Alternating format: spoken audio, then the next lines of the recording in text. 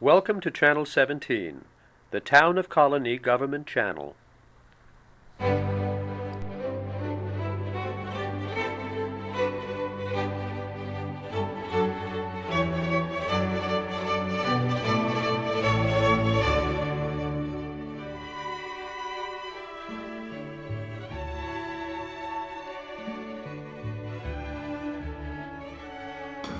Brian, like I said, teaches fifth grade out in Post and Kill. He made my job very easy this month. He said he would come back, plus he picked the book.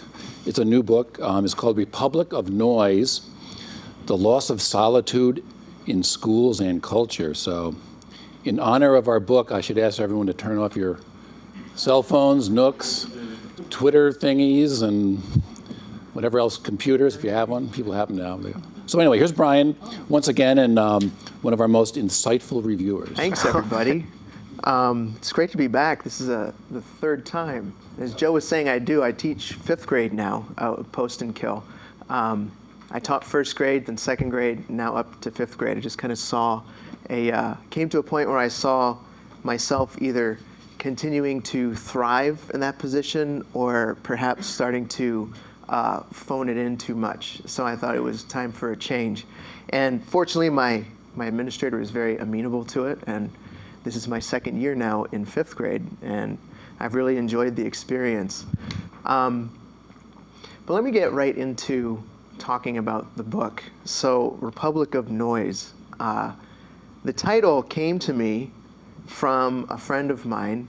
And I was immediately intrigued by it because actually my wife had shared with me an interview with someone who was talking about a study in which they're discussing how children, infants, who hear too much noise, they actually have a harder time learning language because they can't discern between which sounds are important and which are just part of the background.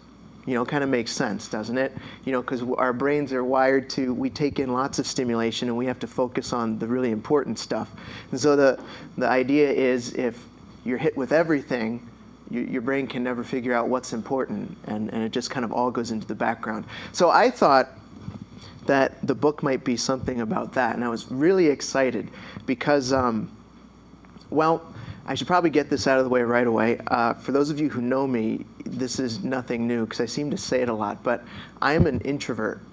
Yes, I'm Brian Rhode, and I'm a quiet person, which you might not be able to tell because I'm standing in front of you talking for the next 45 minutes, but I really am. I like to think. Spending an evening in staring at the walls sounds like an absolute thrill to me, and I get easily overwhelmed by too much stimulation. So I thought this book might be just a wonderful collection of data, like what I just shared, that I could use to, I was even thinking I could even print it up in a pamphlet about the benefits of being quiet. And, you know, I could hand it to people that I've already shushed once and they're still talking. Or when I went to the coffee house, I could actually canvas the table that I'm sitting at, so maybe people who all sat down wouldn't talk and they'd just be quiet and allow me to be quiet. And, well, that's not exactly what I found, but once I got through the text, I was very pleased with the whole argument and the book that was put together for the Republic of Noise. So I did a lot of preparation, you know, read the book, wrote about the book, wrote a whole speech, got the speech up here.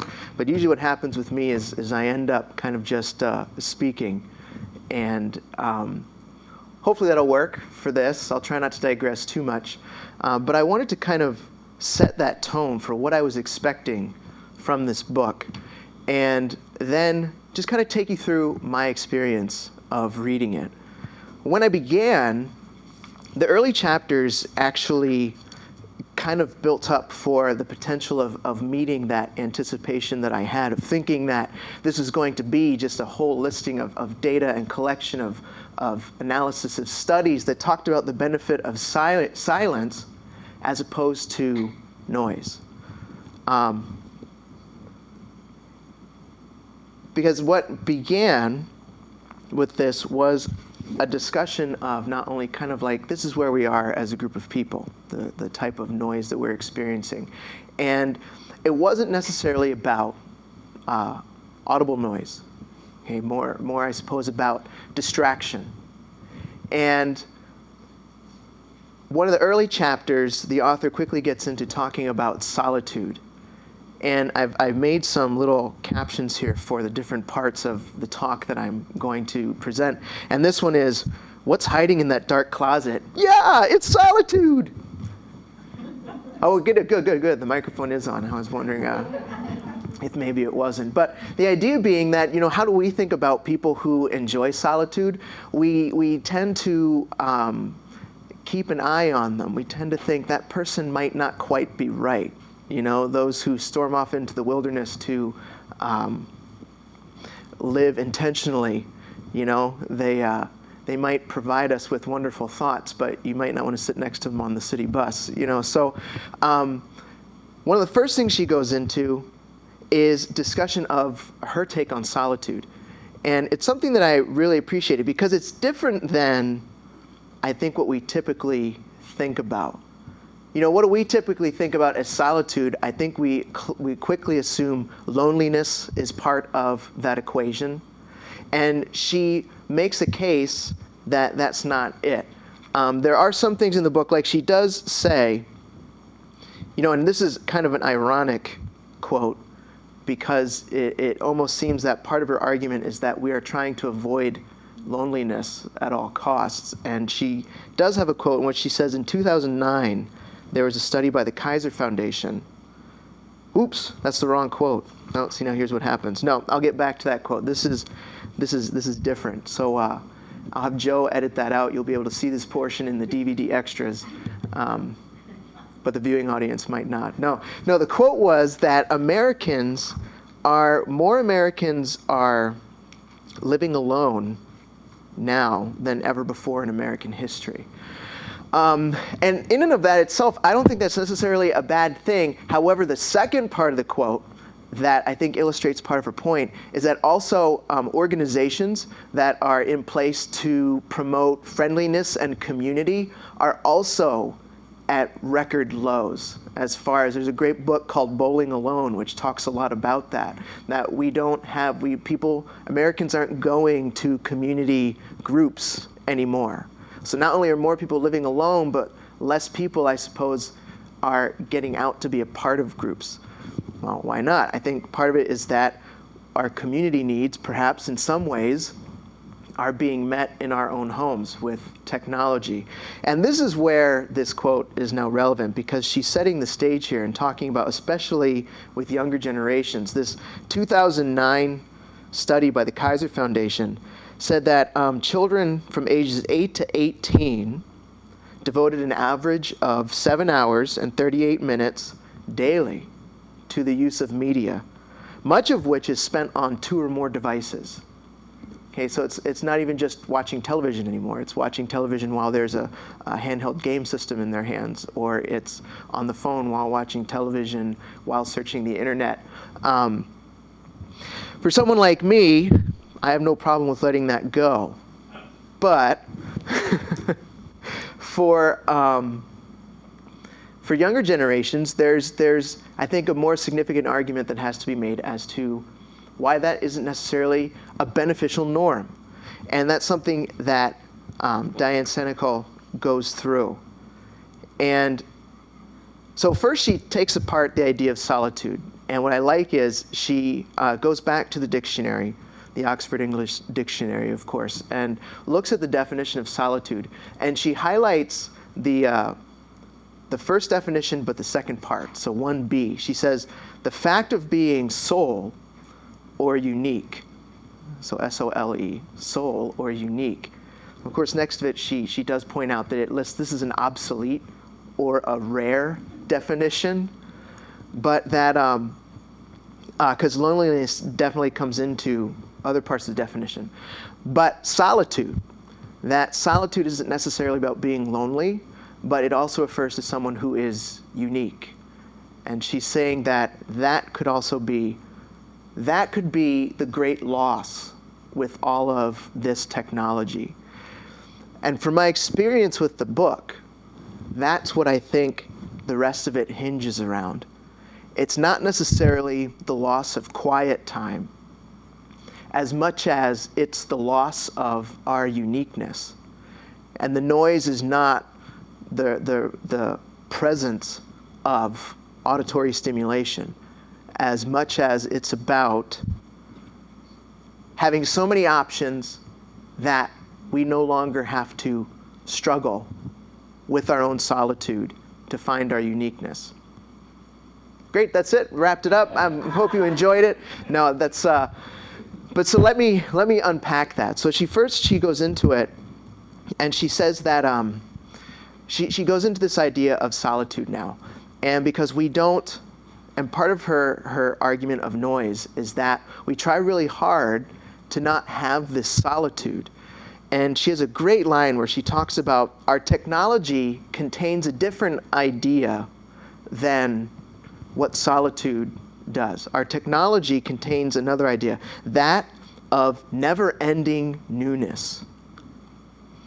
She goes on further to say, we live in the presence of a hyped-up future. So if you don't like now, don't worry, something new is coming very quickly. You know, okay, good. Boredom can become obsolete, right? Perhaps we're losing something that's really beneficial, not something that should be scorned and tried to pass into the past. We live in the presence of a hyped up future. I like that because if you're always looking for the future, what's being stolen? Your present.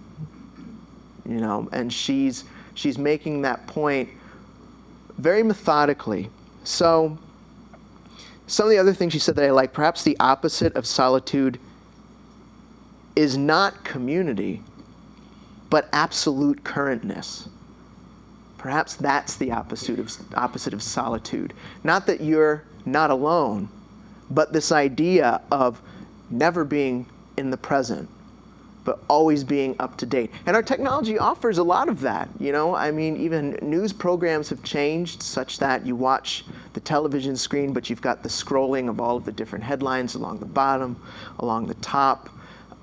Very quick news stories that cycle through very fast. It's current in a lot of our media now. But she points out that this trend toward rapid information is a double-edged sword. And for me, that's not, you know, I buy into that very quickly. But it's something that pervades not only our culture, but of course, as with the subtitle, it pervades our school settings as well. And she points out some of the effects of this in school, which is that there's more of an idea that students need to be entertained these days, because if they aren't paying attention to you, it's not them, it's you. You know, and you're just not moving at the pace they're used to with changing content and multiple media devices, that wherever their attention wavers, they have something new to catch it up. So it's not the students, rather. The idea is students need to be entertained. Another one is that perhaps a loss that's coming is that students who may want more challenge might not get it. And I think what she's linking there, though, is because of time, because of being allowed to really spend time with a challenging subject or a topic to draw a conclusion, rather than a conclusion that is intended to be drawn. I'll explain more of that as she talks about a workshop model. Of course, another influence is that teachers are being blamed more and more for students' lapses in attention. You know, again, it points back to that. We must not be entertaining enough if students aren't paying attention to us. And curriculums are being developed around these beliefs. You know, new generations of content, or curriculum rather, is being designed for these purposes. Lots of different facets of attaining information quickly to accommodate, I suppose, shrinking attention spans.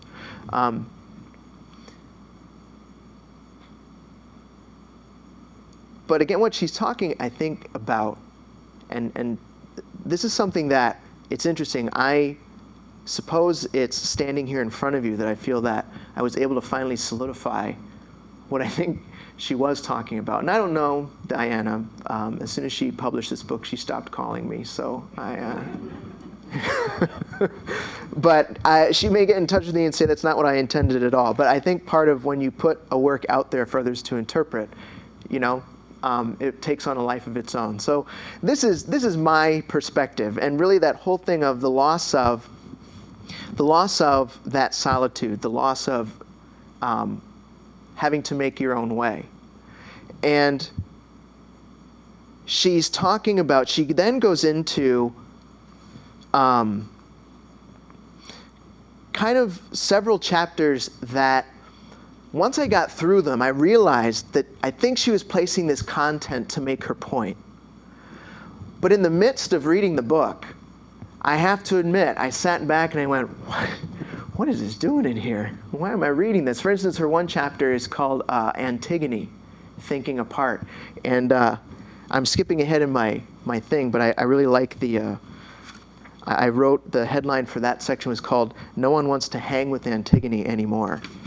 If you know the story, you might consider that very darkly humorous or disturbing. I don't know. If not, you have to read the story to find out what I'm talking about. But really, she uses Antigone, and it was towards the end that I went back and realized the second part of that title, Antigone, Thinking Apart. And she was talking about one of the strengths of this character is her dedication to her belief in what she thought was right. Antigone, this is an old Greek tragedy, just a very short synopsis. Old Greek tragedy in which the main idea is Antigone wants to bury her brother. One of her brothers was accused of treason and killed during fighting, and her uncle, Creon, doesn't want to bury him because it's treason, and Antigone wants to bury him because she believes that's more important. There's certain caretaking for this person. Anyway, so she gets into a whole heap of trouble because she does go and she does bury her brother. And one of the uses that Diana Senechal uses here is the conviction that she had to stand on her own, to stand against her king, and really nobody else wanted to help her. She was on her own. Now, fast forward again, I'm going to jump to probably my favorite quote in the book, because I think this kind of starts to wrap this book. In my experience, it kind of just swirls around for me. I sometimes I like to draw a straight line through a text, have something build on itself. And I found myself having a very difficult time doing that with this text. And once I've read it, I thought, hey, there's no problem with that. That's great. It's not linear. It's more of a circular kind of experience. But the book, the quote, my favorite quote, and it wasn't hers, she pulled it from John Stuart Mill, from his book On Liberty. And she said, "Truth gains more even by the errors of one who, with due study and preparation, thinks for himself, than by the true opinions of those," this is my favorite part, "who only hold them because they do not suffer themselves to think." So maybe, she's saying maybe we can learn more from that person who is so staunch on what they believe, thoughtfully believe, than those who have accepted an opinion of the masses because they didn't bother to think about it for themselves at all. Okay, so how does one get to that point, though? I think Senechal's argument is solitude. Solitude brings you to that point, because solitude brings you into a place where, and towards the end of the book, she talks about solitude again. And she says solitude is not easy. Solitude is going to bring a portion of discomfort, even if it's something that you are preempted towards. Like for me and my personality, I do like to be alone and to think. But that doesn't mean that's always make me happy. There is struggle in that solitude. But part of Diana Senechal's argument is that noise is taking that struggle from us. What does that struggle really important, I think her use of Antigone says, sure, that character had to struggle to stand up for what she believed in. She gives another example. This one, who's also not unfamiliar to struggle, someone from the Russian tradition, Fyodor Dostoevsky. And she talks in another chapter, and this, at the moment, again, this is another one of those chapters that I'm reading, I'm going, what am I reading about? Oh my goodness, this is, Diana, what are you doing to me? This is boring, you know? But it came back to me, and I thought, wow, this is really well crafted. And she talks about, there's, in 1800s, after the 1850s, I guess in London, see now look what I have to do. Darn this book, it won't let me go through my linear speech. I have to go back and forth all around. But she talks about the opening of this, it was a structure that was made in, and I believe it was England, don't quote me on that, but anyway, it was made all of glass. It was called the Crystal Palace. And in the late 1850s, they had almost like a World's Fair there. And they brought all types of art and technology. And Fyodor Dostoevsky, he visited it in 1862. And of course, you had people on both sides saying, this is so wonderful. This Crystal Palace represents a pinnacle of human achievement and should be almost given a type of religious respect. And Dostoevsky wrote a story later called Notes from the Underground, in which the character, and I may be misquoting because this is coming through her work, but my impression is that the character is talking about this Crystal Palace type of structure and taking on this idea of not being able to critique it. It's so high up there that it's without critique. And he speaks of the danger of that, not being able to call a fault on something, not being able to analyze for potential fault or opportunity for development. And I believe that this placed in there made me think back to kind of her early arguments of solitude and what is noise. And I started to see that, I think for her, this noise is the same as that fervor of there's no critique here. And let me connect it to this new modern age. The idea is that with media and actually personal media, suddenly there's the opportunity for us to be exactly who we want to be. But is that the best thing for us? I think is what Diane Senechal is talking through Dostoevsky and her examples that she's giving. What is it, and I was talking with my wife's uncle recently, and he goes, boy, that is so Russian. And so I slowed down and I repeated it for him. But anybody? No? So, okay. But no, you said that's so Russian in that Dostoevsky's struggle makes us stronger, that theme. You know, the classic, that which does not kill you makes you stronger.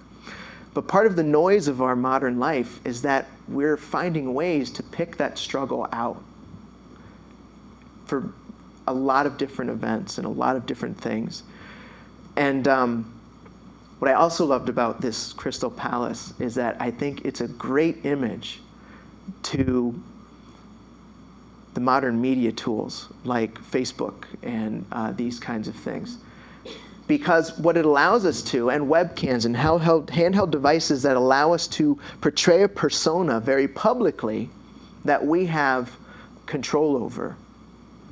And that it almost creates this Crystal Palace kind of personal image. What you see is what you get. So therefore, everything must be aligned. Everything must be perfect. I must be without critique. And in that, we could be losing ourselves completely. So that idea is expanding in the education realm as well. And she talked a lot about that in some of her chapters, where she talked about some educational trends, such as the big idea, having a big idea in your instruction. And another one was, she taught in New York City, and they had a workshop model movement. And some current things, and she also went into there's some parts that she talked about, some technologies that are being used to essentially tailor custom fit an educational experience to each student. And that is, I've been teaching now for 10 years, and it's interesting that when I first got into teaching, the whole notion of differentiation was very large, and it was a very significant movement, which is kind of, in essence, at its perfect use, I suppose, is like that. Your education tract is custom fit to you, the student. Now it's starting to shift away from that, but not, I think, in the way that Diane Senechal is arguing for.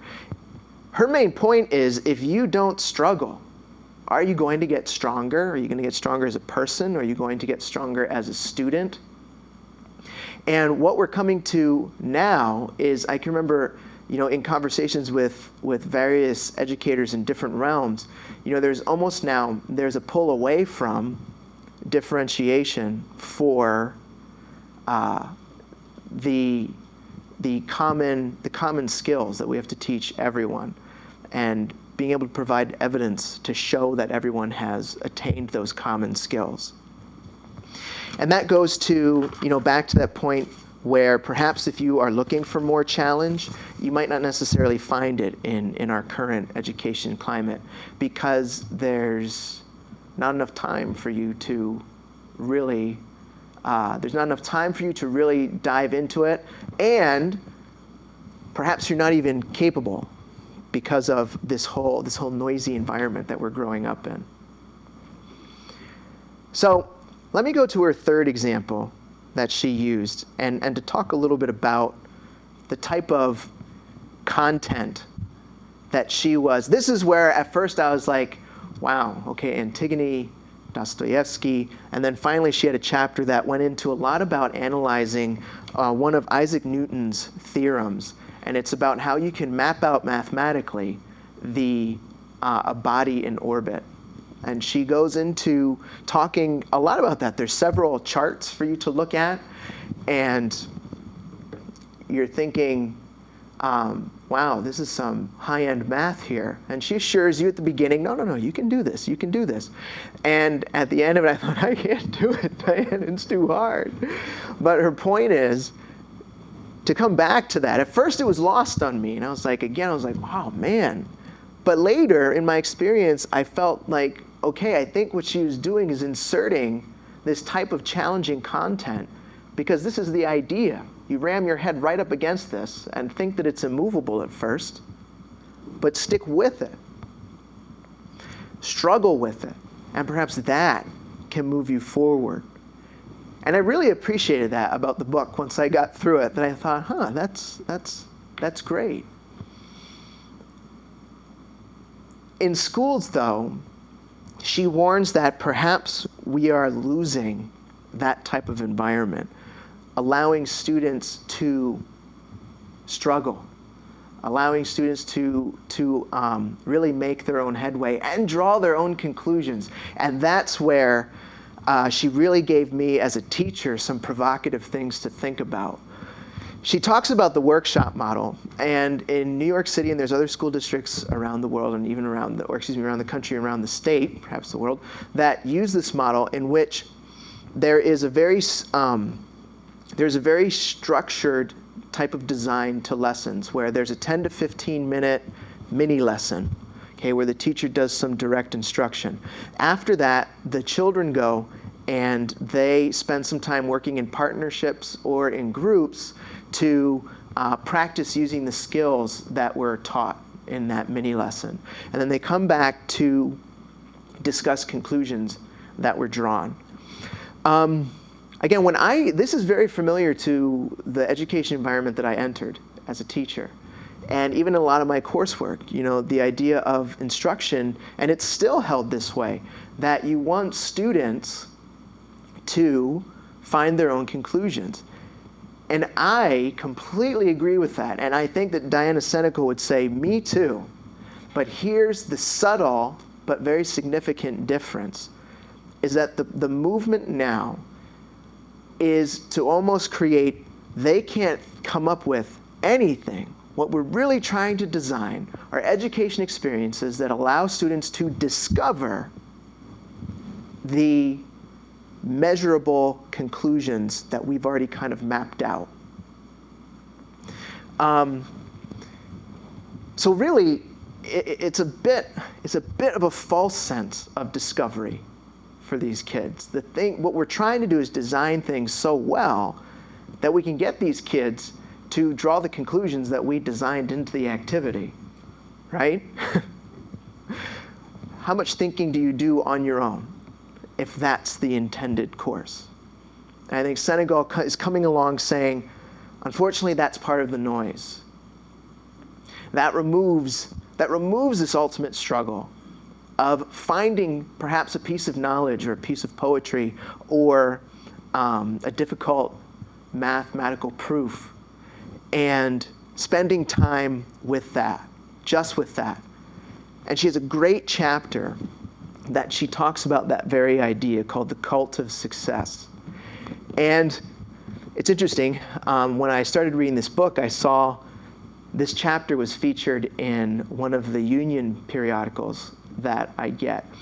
And it made sense because that's where she has some of her most direct language against high-stakes testing and having learning that's completely oriented and always producing measurable data, statistics, numbers, just anything that you can graph or chart, create a bell curve, something like that.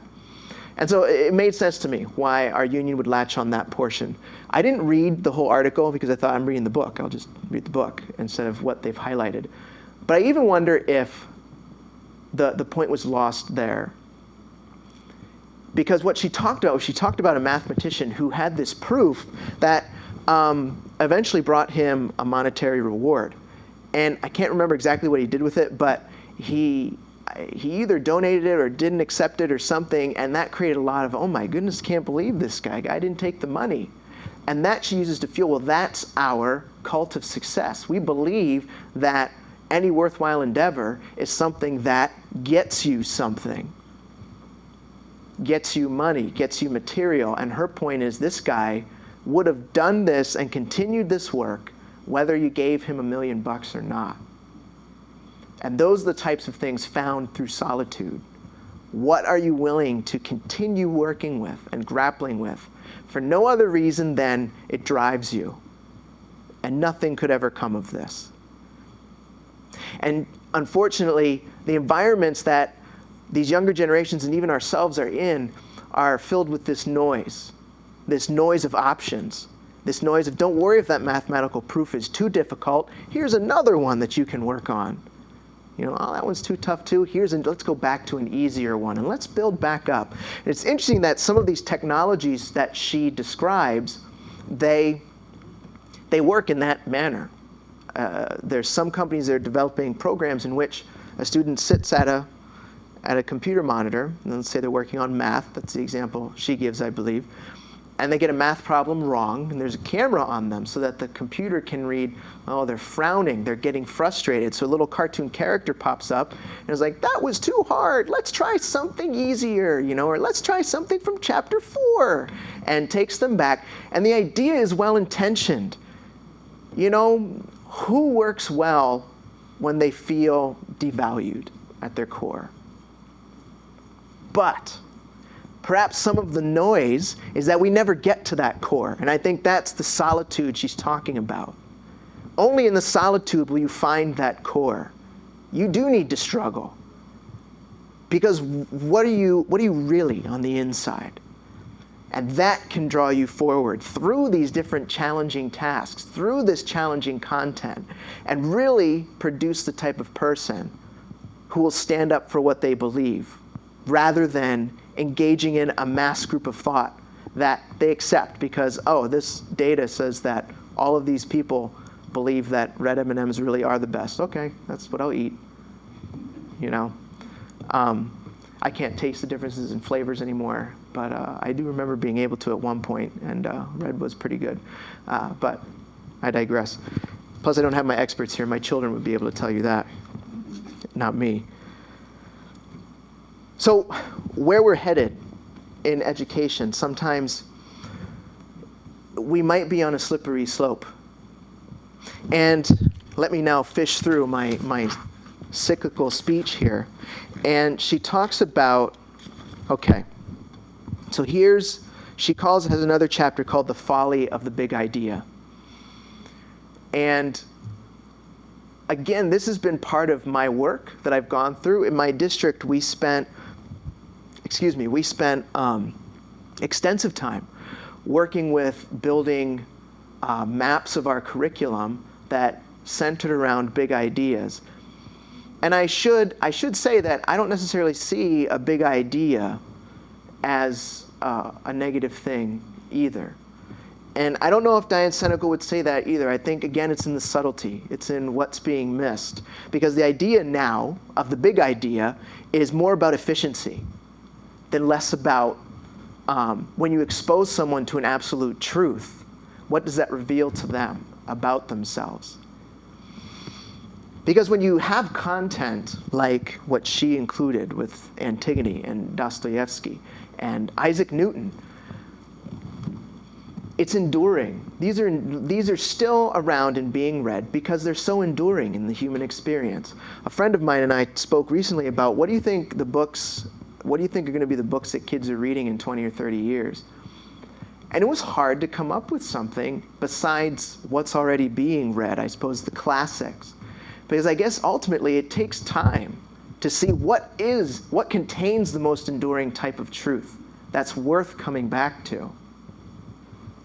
And she uses that so I think a big idea held on that type of truth. And that's what I always, I really struggled to write big ideas because that's what I always wanted to include. What kind of transcendent truth needs to go into this statement that then helps me build my teaching practice?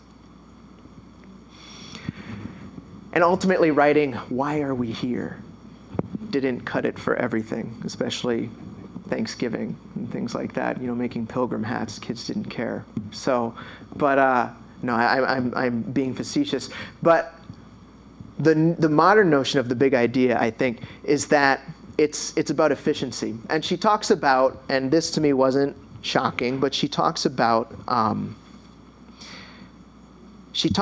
the marketplace influence on American education and our push at efficiency. And that's becoming much more relevant these days when there seems to be less and less resources available to schools to do their jobs. But the part that just makes my skin crawl is and maybe she included this line to do this, but she quotes from Frederick Winslow Taylor, who wrote a book called The Principles of Scientific Management. And this was written in 1911. But it doesn't sound that far off when he says, in Taylor's view, workers should not be thinkers. The management should plan the work, and workers should carry it out. Now, I've actually just been reading a book that the author of that, I just kind of looked through it, was given to me by someone called Driven. And it's a gentleman who's writing about, he would say that is the last edition of motivation. We've entered something new, which is that people do want more autonomy. People do want to be motivated by themselves and what they really strive for. And I think that's really great because as I quoted at the end, you might be able to surmise it, I think it's more damaging to just assume that what the majority thinks is correct rather than to analyze it and find what type of truth you really are comfortable with. So of course I would rejoice in that shift away from it. We should be, more about autonomy. We should be more about driven from here. The thinkers are each of us. However, the difference is that I think whereas our heart is in the right place, our curriculums are becoming part of this noise. They're becoming very noisy. In Diane Senechal's estimation, where the intentionality and the struggle are being taken away. And not only in our schools, but she again goes back to in our culture. You know, I mean, you can get custom anything these days. You can get custom friends, you know? I mean, you can get custom, it's interesting because my kids, when they play games, they, a lot of the times now a big thing is to have a little character that represents you, an avatar. And, you know, you can really build a lot of characters that look very similar to you. Well, that's because there is, you know, all of these pre-chosen options for you to link together, to put together this avatar that resembles you. However, I've yet to see one that's just like the person who put it together. And I guess I use that image because that's what came to my mind when I think of our modern curriculums and the direction they might be going in, which is that they're very sophisticated. There's a lot of thoughtfulness and a lot of science that have gone into developing these curriculum. And I think, again, use this phrase, the subtle but significant difference is that I don't know if they're nurturing children towards becoming that strong individual, as much as creating this almost like avatar type of educational experience, where we have this whole storeroom of options that we can choose from here and choose from here and choose this and oh, you like that and oh, you think this, and put it together to create an educative experience that resembles something that unlocks this individual. But I don't know if it ever truly does. I agree with Senechal in that regard, that who you really are is already here. But you have to turn the noise down in order to find it. And it is going to be difficult. It is going to involve struggle. And that we shouldn't be afraid of that. So, I already went through that part, but I have to tell you how I liked that. The title I gave to this section was Shh, Brian's Thinking. Kind of towards the end, she really does make her case as to the importance of solitude. We need to wrestle it away from this idea that anyone who enjoys solitude is lonely, and they're only there because they haven't made it in community. I don't believe that's what she's saying at all, and I completely agree with her notion of solitude is about finding who you really are, and how then do you contribute to this experience, this human experience. So what are some very practical tips? I liked these. She said, without apology, our students should be taught to read, write, and practice without any distractions from the internet, from the cell phone, or the TV, and make a daily habit of this. Not all the time, but sometime. And that's being lost. That is being lost. You know, we like to say that we can multitask, but I can't quote studies, but I feel like I've had the impression from when we talk about multitasking, a common theme is that you never do as well multitasking as you do by giving yourself to one task. And she phrases it as multitasking amounts to compromise, and that students need to learn to give the most of themselves to one thing, rather than a bit of themselves to several things. And the one that she also talks about is that we also need to consider, and I call this one considering the Innies. Please don't forget that there are introverts out there, and not everybody likes group work, okay? Some of us prefer to think on our own. Some of us prefer to be quiet and to have these quiet activities. But she said that actually this is good for all students. And again, it's about struggling through these difficult activities. Let me say, though, as I start to wrap it up, that I am not proposing, and neither do I think she does, to have a sink or swim kind of mentality. It's not about let's flesh out those who can think and just the rest who can't can become those who get managed. I don't believe that. I think what she's proposing is that there is a way to unlock the potential of every person that walks through the door of a classroom or even in society.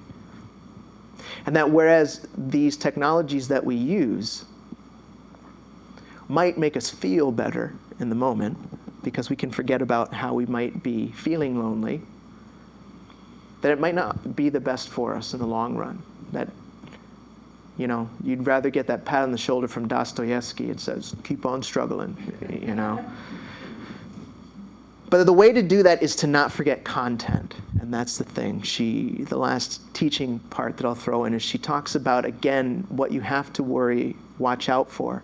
It's that these modern curriculums become so driven by skill that content is irrelevant. And she said you can't fall with just that line of thinking. There does need to be strong content. Yikes, talk about igniting a really big debate, because what are we going to do? What's the strong content? There are definitely those works that have enduring truths. Why not let you find them? Again, I think her mathematical, I'd love to know if she did this on purpose, but her mathematical inclusion of the proof that discusses an orbit is very apt, because this argument goes in circles.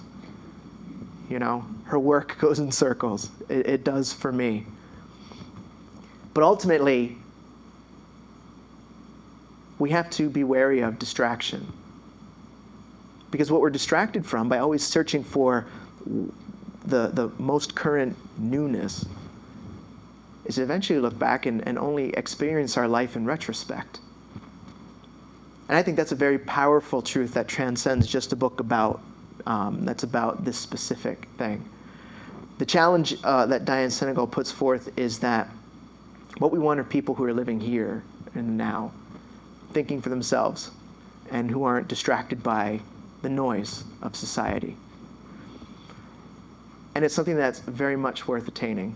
And I will be working hard on that in my dark room, staring at the four walls every once in a while. Thank you very much, everybody. I appreciate you listening.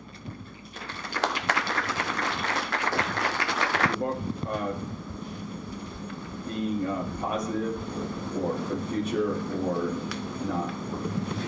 I thought about that, because I came away from the book, because while a work like this is really important to me, the kind of like the marching of work in curriculums and education is a bit divergent from this. I'd like to say I came away positive because I forced myself to be. Only in that I thought, and I came up with a phrase that I've been using, because actually when I read this, I ultimately saw this as more of an artistic work for me.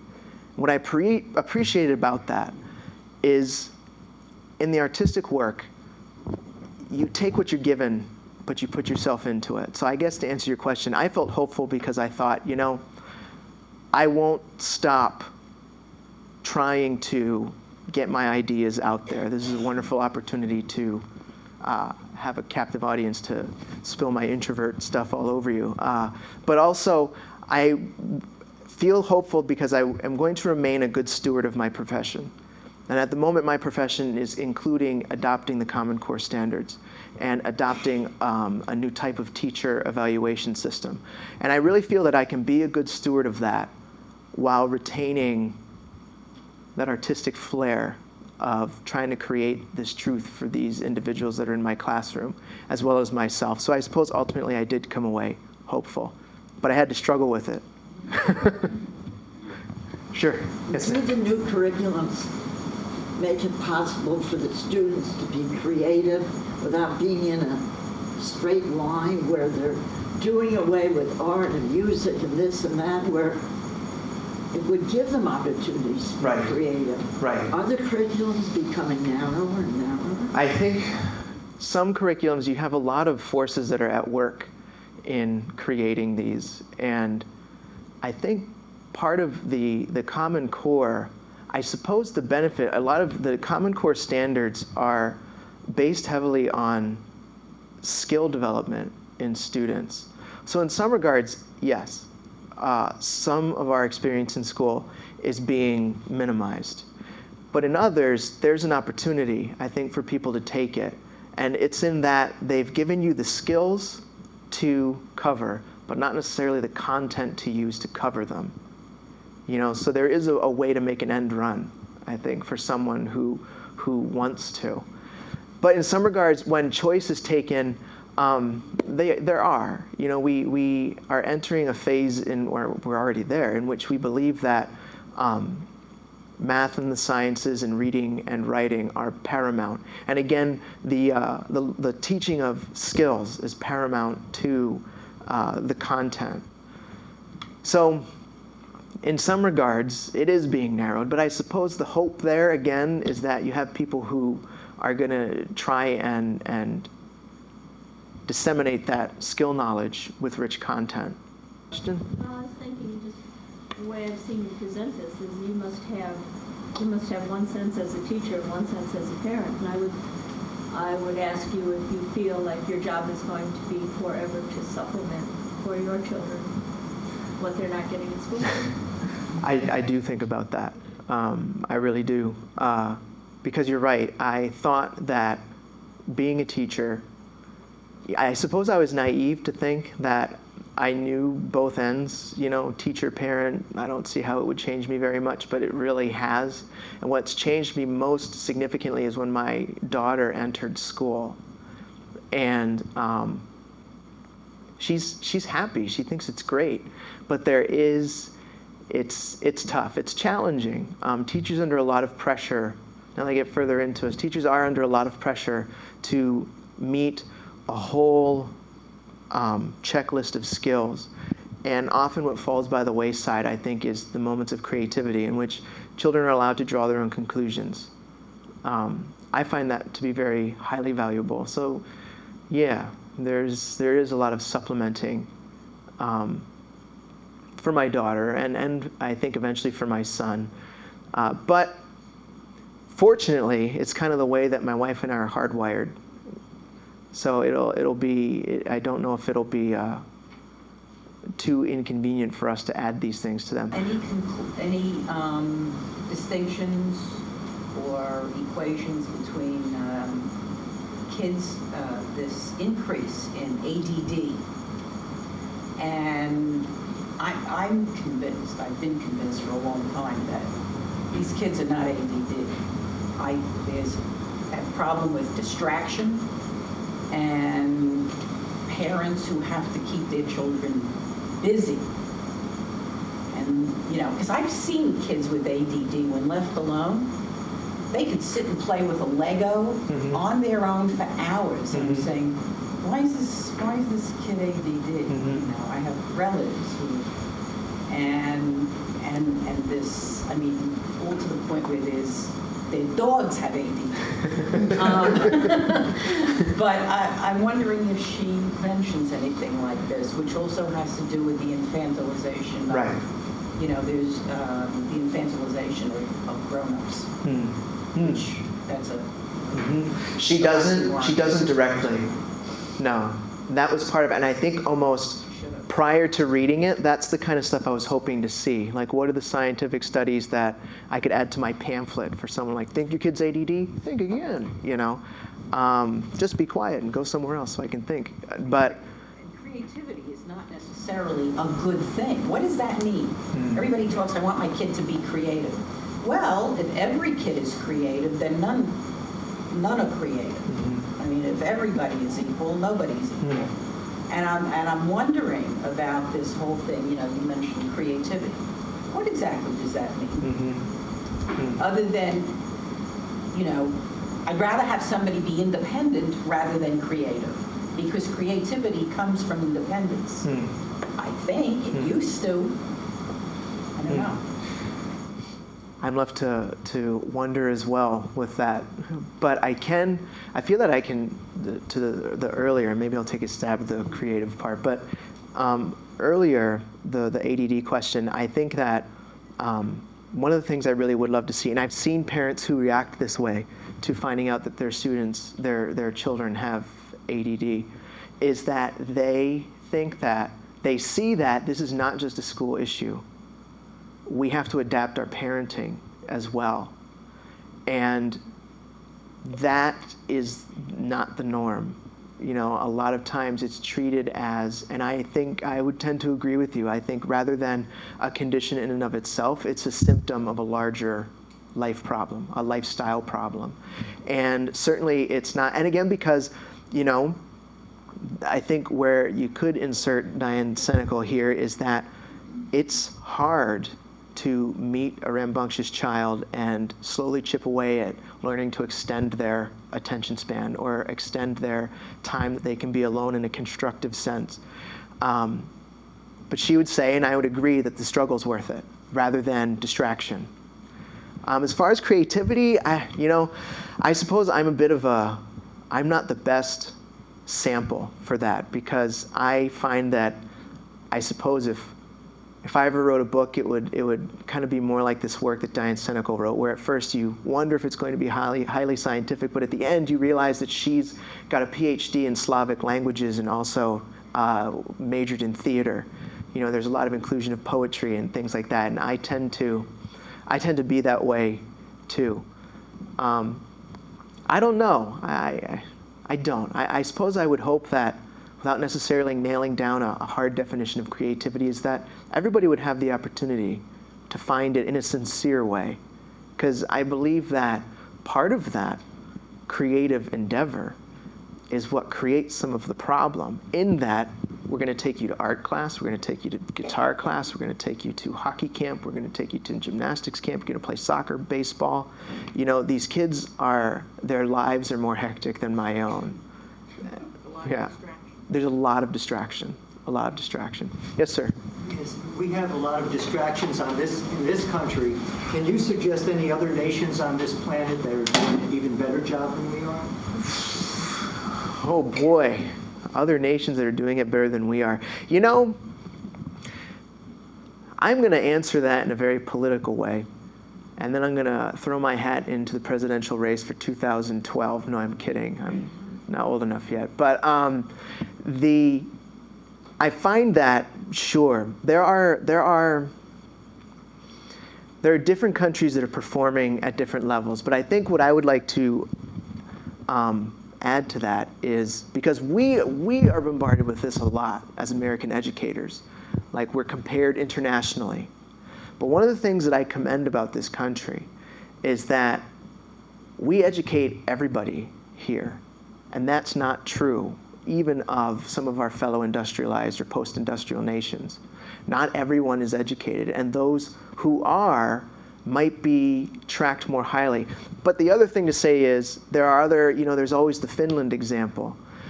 There's a very stark cultural difference and perhaps, you might say it's more successful, it's better, they teach their children to read later. Teachers are trained in a different way. But I guess the political part of this is I'm not ready to, I suppose that rather than think a lot really hard about it, is that we have some ways I think that we can maybe navigate this ship in a different direction here. And to really respect that notion that we accept everyone. Well, we can say that we've all been accepted here. You know, each stage in our history, we kind of have the out group. We make it hard to become part of American culture.